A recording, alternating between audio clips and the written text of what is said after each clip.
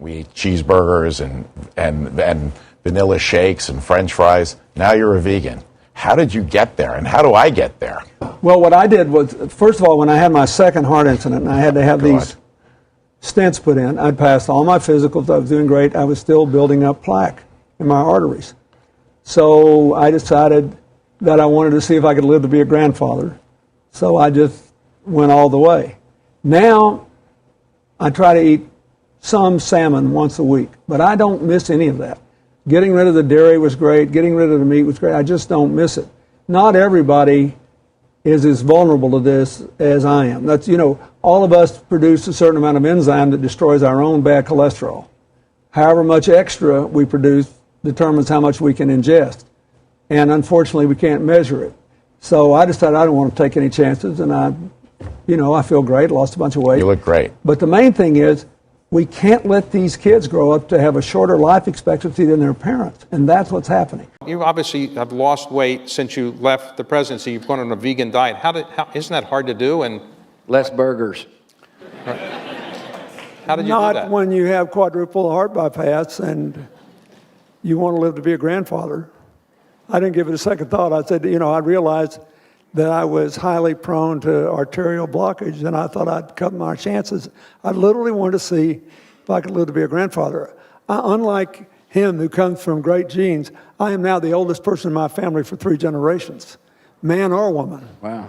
And so I thought I said, I think I'd like to hang around. I'm kind of having a good time being alive, and it'll be over soon enough, and I think I'll just stretch it out as long as I can. I mean, you talked about the fact that you love to eat. I mean, But I know, I like the stuff I eat. I like the vegetables, the fruits, the beans, the stuff I eat now. I like it. Do you call yourself a vegan now then? Well, I suppose I am if I don't eat dairy or meat or fish, So you've cut all that out. I mean, do you crave The only thing, once in a while, literally in well over a year now, at Thanksgiving, I had one bite of turkey. I was lucky I didn't die of a heart attack. I had a real tightness in my chest when I was getting off the airplane, and it was the only time I'd had it unrelated to exercise. So I immediately went down to our local hospital, and they did a test. They said, you got real problems. They hustled me down to Columbia Presbyterian, and they confirmed determination that I had serious blockage and needed the surgeries. Tests found one of the bypass grafts from his first operation was completely blocked. That's when they decided on the procedure. The former president walked into the hospital on his own, even took part in a conference call on Haitian relief as he was wheeled into the operating room. Doctors placed 2 stents in the blocked artery to open it up, the procedure lasting about an hour. Within 2 hours, he was on his feet. He was treated with 2 stents that were placed into his own coronary artery. That is, the artery that had been supplied previously by this bypass graft was opened by the placement of 2 stents, small metal scaffolds that hold the artery open. I'm vegan as well, and I know that you're eating plant-based diet, which is, do you just feel much better? Oh, yeah. I think, I would say this, particularly if you're older when you start this. First, it's just a good thing to do. It'll be healthier for you, and you put less stress on your cardiovascular system. But if you're older and you've had heart problems like I did, you can go vegan and still get in trouble. Well, you look fantastic. How much weight have you lost? This is the 3rd week in a row where I will weigh less than I did the day I finished high school. Wow. Didn't you work with Bill Clinton? I'm still working with Bill Clinton since '93 when, right after he became president, I was introduced to Hillary Clinton. We met for an hour in the White House, and at the end she said, would you train the chefs who cook for us? And I said, what'd you say? And she replied, and I said, sure. So we trained the White House chefs, the Camp David, the Air Force One chefs. Did you make him a vegan? Well, he first was eating more just a generally healthier diet. and I became one of his consulting physicians back then. And then about 9 years ago, when his bypasses clogged up, one of his cardiologists held a press conference and said, oh, it was all in his diet and all in his genes and his diet and lifestyle had nothing to do with it. This was not a result of either his lifestyle or his diet, which have been excellent. This is part of the natural history. I think this is, like high blood pressure, say, this is a chronic condition. We don't have a cure for this condition. However, we have excellent treatments that involve lifestyle modification, medications, and occasionally, when necessary, procedures. And having been working with it for many years, I knew it had everything to do with it. So I sent him a note and said, look, the friends that I value the most are the ones who tell me what I need to hear and not what I want to hear. And you need to know that not to blame, but to empower you. And so we met a few days later, and he's been essentially eating a vegan diet since then, and he's doing great. I live on beans, legumes, vegetables, fruit. I drink a protein supplement every morning, no dairy. I drink almond milk mixed in with fruit and a protein powder, so I get the protein for the day when I start the day out. And it changed my whole metabolism, and I lost 24 pounds, and I got back to basically what I weighed in high school. But I did it for a different reason. I mean, I wanted to lose a little weight, but I didn't dream this would happen. I did it because after I had this stent put in, I realized that even though it happens quite often that after you have bypasses, you lose the veins because they're thinner and weaker than arteries. The truth is that it clogged up, which means that the cholesterol was still causing buildup in my vein that was part of my bypass. And thank God I could take the stents. I don't want it to happen again. So I did all this research, and I saw that 82% of the people since 1986 who have gone on a plant-based, no dairy, no meat of any kind, no chicken, turkey. I eat very little fish. Once in a while I'll have a little fish, not often. If you can do it, 82% of the people who've done that have begun to heal themselves. Their arterial blockage cleans up. The calcium deposit around their heart breaks up. Let's discuss what the former president said with the doctors behind the diet that helped Mr. Clinton change his life. Dr. Caldwell Esselstyn is the author of Prevent and Reverse Heart Disease, and Dr. Dean Ornish is the author of The Spectrum. Let me go to Dr. Esselstyn first. He mentioned both of you for inspiring him to begin this diet. Walk us through this diet, Dr. Esselstyn. Why is this diet so good, especially for those individuals who have a history of heart disease? Well, thank you, Wolf, for having me on this evening with my good friend Dean Ornish. There's no question that if the truth were known that coronary artery disease is a toothless paper tiger that need never exist. And if it does exist, it need never, ever progress. What we've heard from President Clinton is the remarkable change that he's been willing to make to remove completely from his nutrition those foods which we know will devastate and injure the inner lining of your arteries. And the remarkable thing is the capacity that the body has to heal itself. And when you do what President Clinton has done, where you completely try to remove any foods that are going to injure your vessel, the body has this remarkable capacity to begin to heal itself. And I'm afraid that as a medical profession, we perhaps have fallen down and really emphasized too much the drugs and the procedures and the operations which really treat the symptoms. They do not treat the causation of this illness. This is one of the few times since Hippocrates that we have not told patients about the causation of their illness. Dr. Ornish, are you on the exact same page as Dr. Esselstyn is? Yes, I am, and I want to just say I love and respect President Clinton, and so I was thrilled to hear that he's making these changes because I want him to live a long time like so many people do, and whatever your politics, he can inspire many people to make these changes.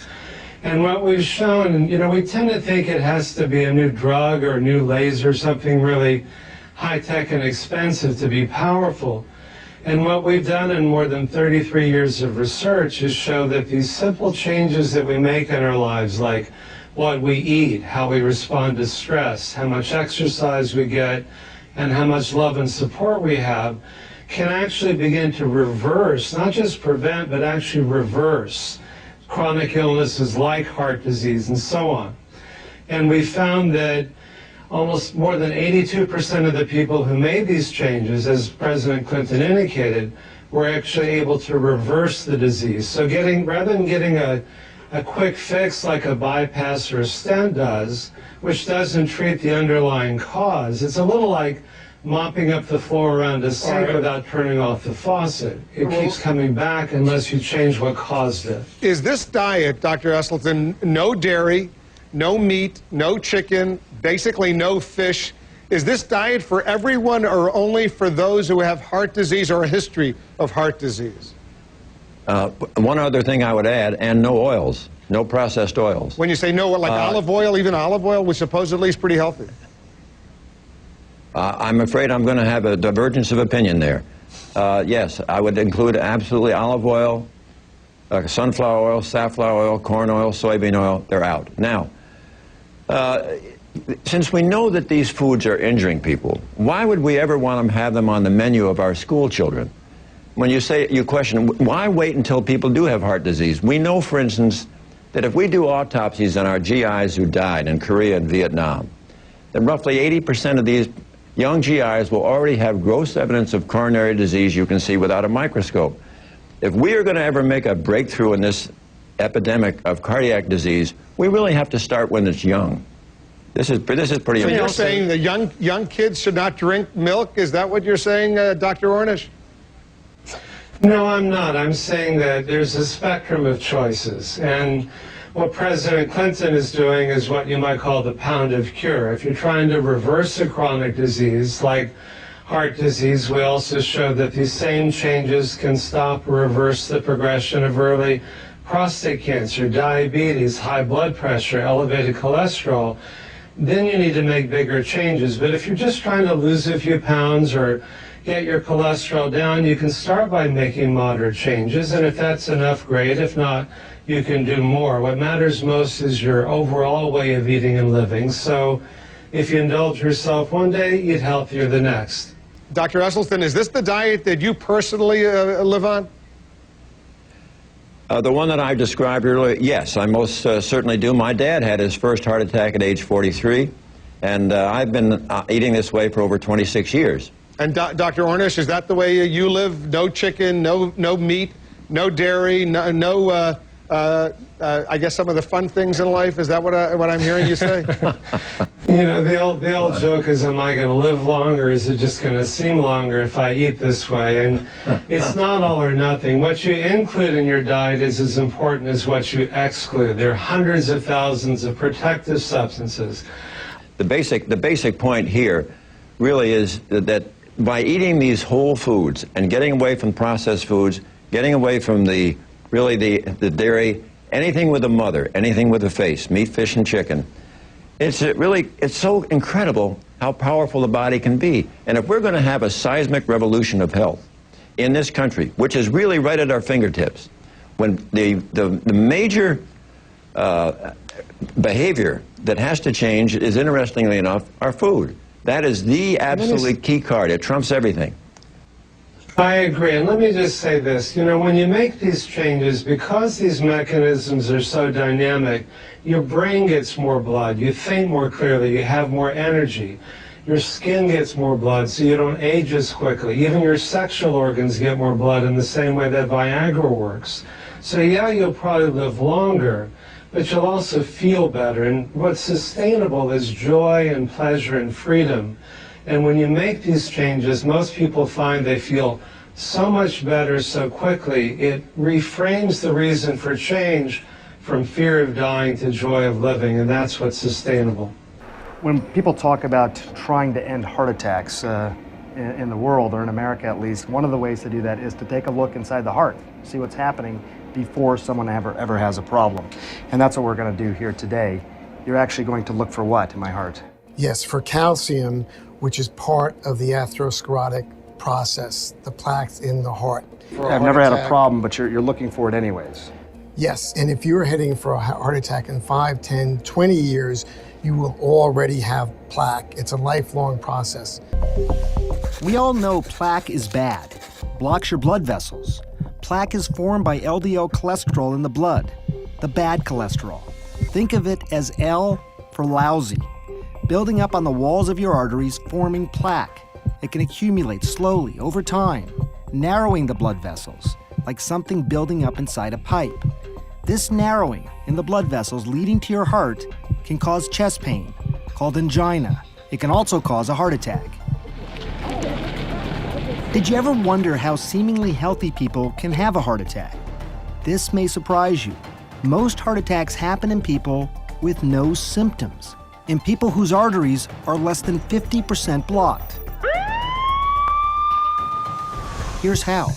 Cholesterol can cause unstable bubbles or blisters of plaque to form in your arteries. These can be incredibly dangerous. Most are covered by a cap, but inflammation and stress can cause the cap to thin and rupture, resulting in a clot that blocks the flow of blood to the heart. Robbed of oxygen, the heart muscle can't function properly. Heart attack.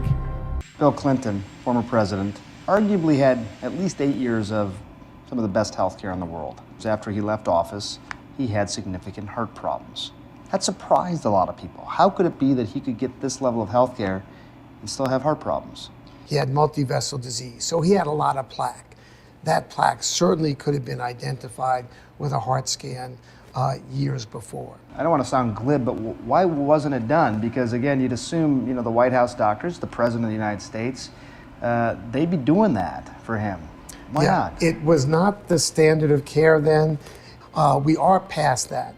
I decided to ask Bill Clinton about that. And it turns out he did have a coronary calcium scan just months after leaving office. But the technology was so new then, doctors weren't quite sure what to do with the results. They said I had some calcium buildup around my heart that put me basically in the top third of risks, but they said there's no evidence of blockage because I'd done so well on the stress test. For a few months before this happened, I noticed whenever, not every time, but often when I would do rather strenuous exercises, there are some really hilly areas in the town where I'd climb those hills and I'd have to stop and take a breath. I didn't take it seriously because every time it happened, I just lowered the exercise level, got my breath back, and it was never painful, it was just tight. You don't die with your first plaque. You develop atherosclerosis blockages really your whole life for many, many years before it causes a heart attack or a stroke. We're never going to end the epidemic with stents, with bypasses, with the drugs, because none of it is treating causation of the illness. Dr. Dean Ornish has studied and written about diet and heart disease for decades. Mrs. Clinton asked me if I would work with the chefs who cook for the first family, and then began working with President Clinton directly as one of his consulting physicians. The president did like unhealthy foods, and we were able to put soy burgers in the White House, for example, and have him get foods that were delicious and nutritious. As president, Bill Clinton never got any of the advanced imaging, like the coronary calcium scan or the ultrasound of his carotid. Those are tests that are now more readily available to everyone. And Clinton was also getting a false sense of assurance from the testing he did have. And it was the year he left office when he had the first symptoms of heart disease. In 2001, when Chelsea was graduating from Stanford,